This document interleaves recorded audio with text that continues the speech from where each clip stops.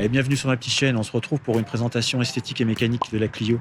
On l'avait faite avec Valentin quand j'étais en Alsace la semaine dernière. On n'a pas pu l'intégrer à la vidéo principale de présentation du projet, le stage 3 du Daron, parce que ça faisait un petit peu trop long. Il y avait déjà 50 minutes de vidéo. Là, vous en avez pour au moins encore une bonne quinzaine de minutes. Donc ça aurait été peut-être un petit peu trop lourd. Du coup, on vous fait une seconde vidéo. On se retrouve en Alsace. J'espère que ça vous plaît. À plus tard. À tout à l'heure. Bye. C'est parti, présentation esthétique, pièces mécaniques sur la voiture, ce qui a été fait. Évidemment, les injecteurs de Mégane 4RS que là, on va pas apercevoir, ils sont derrière la pile d'admission. Il est où? Pour ceux qui me demandent, il faut tomber le pare-choc, démonter la cold side, enlever la outside, la pile d'admission. Ensuite, vous avez encore une partie de protection au-dessus de la rampe d'injection. Pour retirer la rampe, vous changez les injecteurs, vous remettez tout en place en faisant être vigilant pour remettre tous les capteurs. Il y a des durites, il y a des capteurs, il faut pas se louper. Voilà, il y a quelques durites et quelques capteurs à droite et à gauche, il ne faut pas les oublier au remontage. Comment vous vous retrouvez avec des défauts. Derrière, on a le fameux 19T, ou T19, je ne sais jamais dans quel sens on le dit. Non, mais l'un n'empêche pas l'autre. Qui est monté avec sa wastegate qui arrive. Qui est livré par Mamba. Voilà. Ça, c'est l'avantage, c'est qu'ils proposent un turbo hybride avec leur wastegate et plusieurs sortes de tarage. Ça, c'est bien. C'est un peu le problème des entreprises en France qui vont aller hybrider ce turbo d'origine et qui vont laisser la wastegate d'origine. Tout à fait. Et du coup, c'est un peu compliqué de sortir des chevaux avec une wastegate d'origine. Donc là, c'est bien, wastegate de chez Mamba, tarage réglable avec différents ressorts. Et là, on a quoi comme ressort du coup, Boris? Là, on a pris le 1 bar. 2008 bar, un bar qui est vendu à part. Donc il faut, quand vous achetez le turbo, généralement il est proposé en plus, vous le prenez avec et vous le montez sur la wastegate. Quand vous recevez le turbo, vous en profitez, vous montez le nouveau ressort sur la wastegate. Le 1 bar suffit très largement. C'est le bon compromis. Ouais. C'est livré avec le 800 grammes d'origine et à côté il y a le 1200 millibars et 1400 millibars.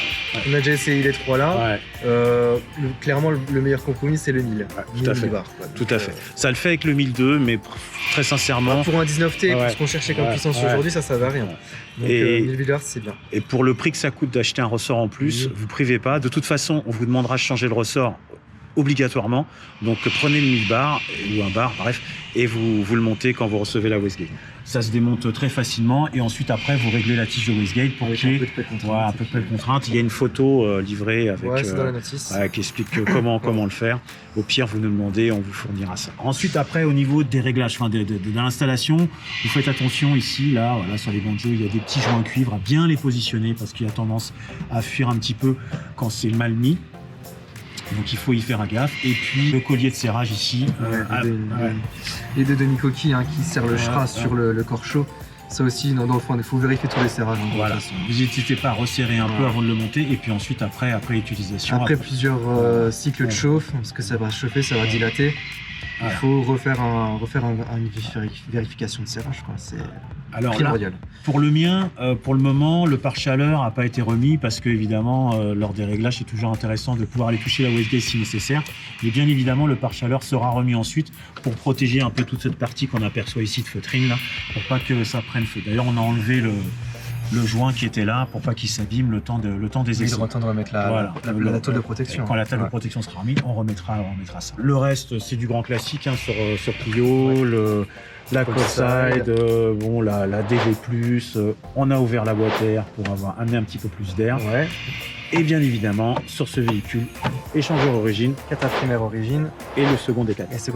Second Decata de chez GT Perf.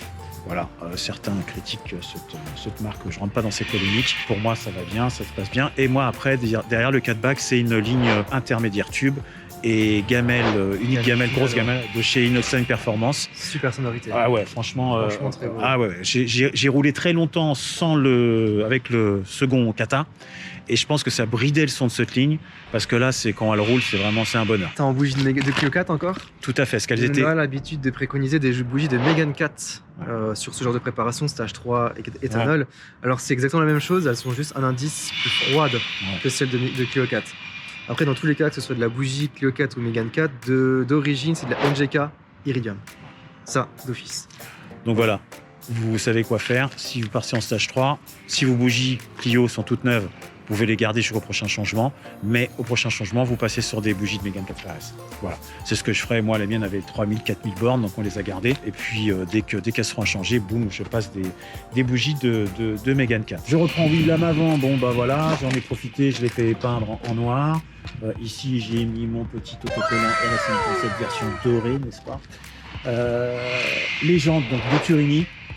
J'ai choisi les rouges pour que ça tranche un petit peu avec la voiture qui était toute noire. Beaucoup les mettent en noir, ça fait des full black. Chacun ses goûts, mais moi j'avais envie de quelque chose d'un petit peu plus, qui pète un petit peu plus. Et ça va péter. Bon, il m'est arrivé quelques petites mésaventures avec mes jantes, 2 fois de suite. Lors du montage des pneus, il y a eu un petit problème. Et puis, ensuite, après, là, c'est moi.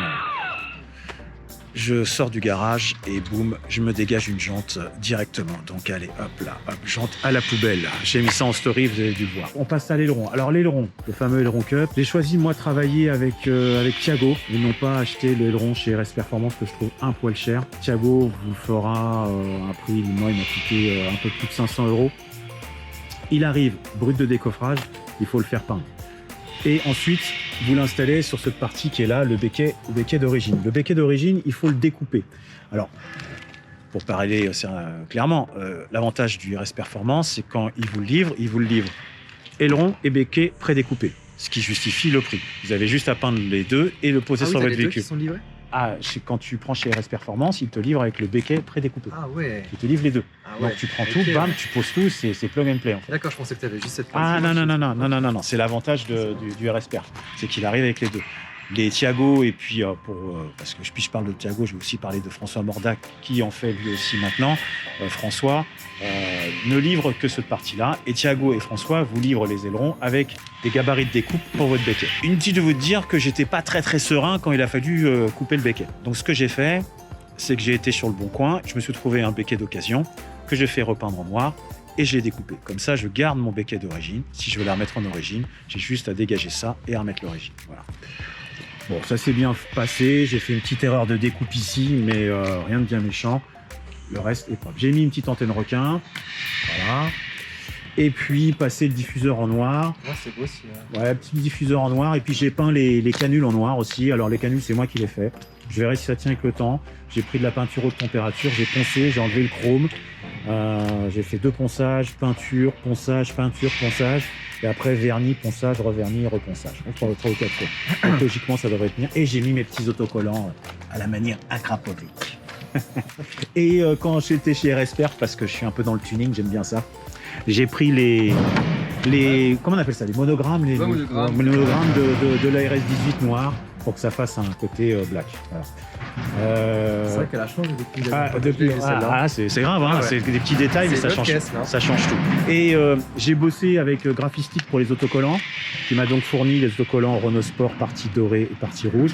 Il y en a un autre à placer qu'on verra peut-être dans la journée. Les feux arrière, je suis toujours sur les feux arrière de la Fasul. Je dis ça parce que j'ai dit ça pour notre ami Fabio, qui me tanne avec ses histoires de feux LED. Hein, voilà. Donc regarde bien Fabio, c'est encore des feux de Fasul. Voilà. Je les aime. Je vais peut-être les changer. Promis mon Fabio, j'ai peut-être les changer. Mais ce qu'il y a, c'est qu'il faut trouver un kit pour pouvoir faire toute la connectique. Bon, ça se fait, il y a des gars qui vendent ça, il faut que je trouve. Voilà. Donc, dans mes projets, mon petit Fabio, c'est de changer les feux pour des feux LED. Promis. Il y a ça et la suspension. Et la suspension, parce que comme vous pouvez le voir, on prend un petit peu de recul. À l'arrière, ça va à peu près. À l'avant, elle est quand même un petit peu perchée. Elle est un petit peu perchée à l'avant. Elle l'a toujours été. Donc le projet, c'est de la rabaisser avec un kit B12 ou un B14, c'est ça. Ouais, tout à fait. Et en fait, au début, je m'étais dit, je vais mettre que des ressorts, mais non, je vais faire travailler mes suspensions. Et je vais la ressort court sur des amorteurs d'origine, c'est pas bon. Ouais, non, ça va. Qui plus est sur des amorteurs qui ont déjà 80 000 bornes à peu près. Je vais dire Donc non, il faut mettre des amortisseurs neufs. On est d'accord. Ou des combinés fixés avec des ressorts courts. Donc voilà, ça c'est la prochaine étape. Et puis là, c'est une petite dédicace à Arnaud au garage qui me dit « Ouais, pense au freinage. Ah » Donc, on verra après, peut-être, les Brembo. Bref, encore pas mal de choses à faire, mais pas mal de choses qui ont été faites. Moi, je trouve par rapport à ce qu'elle était auparavant et ce qu'elle est maintenant, c'est quand même un sacré step de franchi. Et puis le gros travail, c'est ce qui a été fait aujourd'hui au niveau carto avec Valentin. Moteur, Franchement, c'est le jour et la nuit, c'est un truc de fou. C'est pas parce que on vend le produit de cartographie moteur avec le 19T qu'on vous dit ça, mais vraiment, c'est vraiment un très très bon compromis. Il faut avoir fait beaucoup de 21T. Ouais. Effectivement, on fait plus de 300 chevaux, on fait 315, 320 chevaux avec les 21T, mais avec le 19T, c'est plus sensationnel, je dirais, parce que ça pousse partout, en fait, de bas régime jusqu'à haut régime. Alors qu'à 21T, il va falloir attendre un peu les mi-régimes au régime pour qu'il se passe quelque chose. Là, ça pousse partout, il n'y a pas de lag. C'est vraiment le bon compromis. Franchement, c'est le bon compromis. Et pour ceux qui ont les moyens et qui voudraient aller un petit peu plus loin, des katas, échangeurs, et là, ils vont gagner encore un petit peu plus par rapport à la config sur laquelle on est. Et l'idée, c'était le concept. Stage 3, à bas budget. Ouais, à bas budget, à bas coût. Utilisez le terme que vous voulez, mais en tous les cas, ça permet d'accéder au stage 3 pour un budget beaucoup très raisonnable. Voilà, je vais y arriver. Donc voilà, j'espère que ça vous a plu. Si vous avez des questions sur l'esthétique de la voiture, oui, je vous montre le sticker lors de la vidéo, évidemment, il n'était pas encore en place. Donc si vous avez des questions d'ailleurs sur le sticker, si vous avez des questions sur l'aileron, si vous avez des questions sur les pièces mécaniques, où les trouver, etc., vous nous envoyez des messages. Je vous rappelle qu'on va essayer de mettre les Turbo Mamba sur les shops. On va voir comment ça se passe avec Mamba. Vous nous envoyez des mails, vous nous contactez sur nos réseaux, Messenger, Insta, etc. On y répond autant que possible. Voilà. Je vous souhaite une très bonne journée. Vous n'hésitez pas à vous abonner à nos pages, cette chaîne YouTube, Instagram, la page du garage, Autosport Evolution, Restune, RSM Concept, etc., etc. Je vous souhaite une très bonne journée. Je vous dis à bientôt. Bonne journée, bonne nuit. Bye, bye, bye, bye.